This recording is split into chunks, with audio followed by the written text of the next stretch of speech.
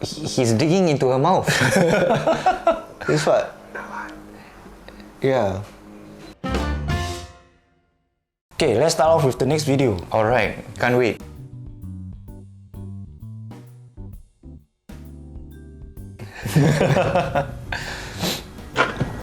Oh, this Okay. air This- crash. What is that? It looks like a aircraft seat. He is chained to the seat, and now he's trying to.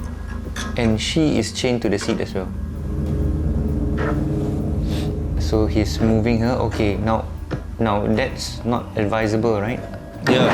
Because she must have fell from a great height. Yep.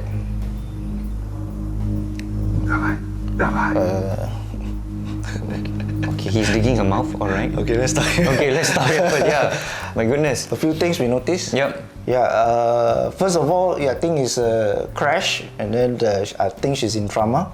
A person in the seat, I think there must be some form of precaution, right? Yeah, exactly. Yep. And then he start to check. I think let's retract back a bit. I think I spotted him checking by putting his hands on. He's digging into her mouth. This what? Yeah. He's digging into the mouth and then give breath. And then he's giving breath. And he's not releasing the pinch. Yeah. And he's giving 3 breaths now. And then she revive. Okay. Okay, this is... Okay, let's stop here. Okay. So what do you think, Rashid? Okay, there is a situation where you would do that. We call it respiratory arrest. Yeah. Yep. When the person's heart is still beating, but the person stops breathing. Yep. Yep.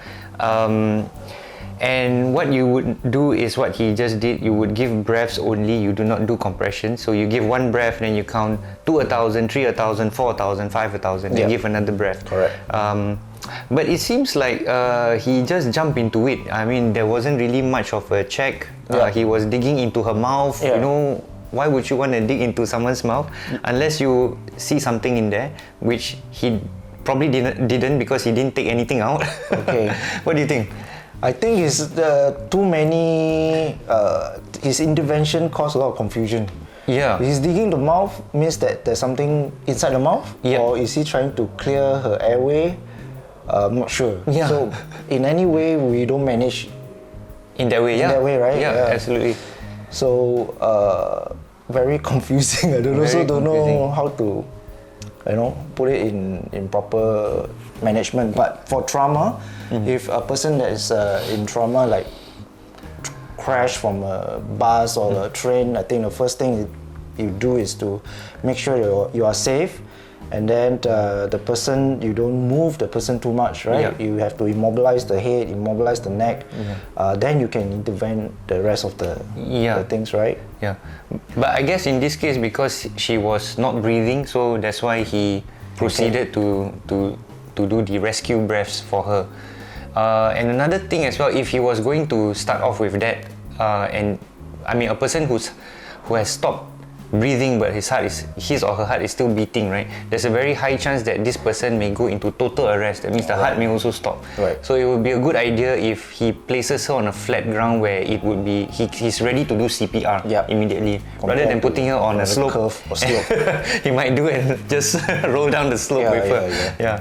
So I think a few things we can learn from this video. Yep, correct. Yeah. And when you give breath, release the pinch. Yep, correct. Yeah, great.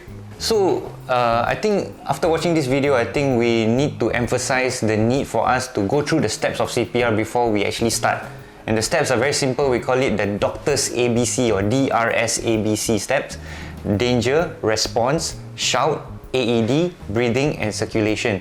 So the first thing we need to do is to make sure that there's no danger, right, Edwin? Yep, for yourself and the casualty. Yeah, and then we move on to checking the response, which we would tap the shoulder and then shout out loud, hello, are you okay? Great. And then we would then establish that the person is unconscious, immediately shout out for help. So if I see Edwin around, I'll shout to him, help, call for ambulance 995 or call for SCDF 995. and get the AED, and that's the next step, AED. And then we'll immediately assess the breathing by looking at the chest rise for about 10, Not more than 10 not seconds. more than 10 seconds, yeah.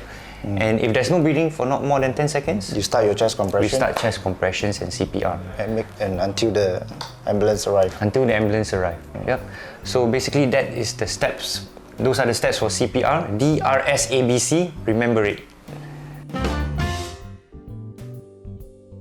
I feel lost already. To be honest, I've never seen doctors do CPR like this before. Jerking move. Oh. Wait. Okay. Whoa, whoa, whoa.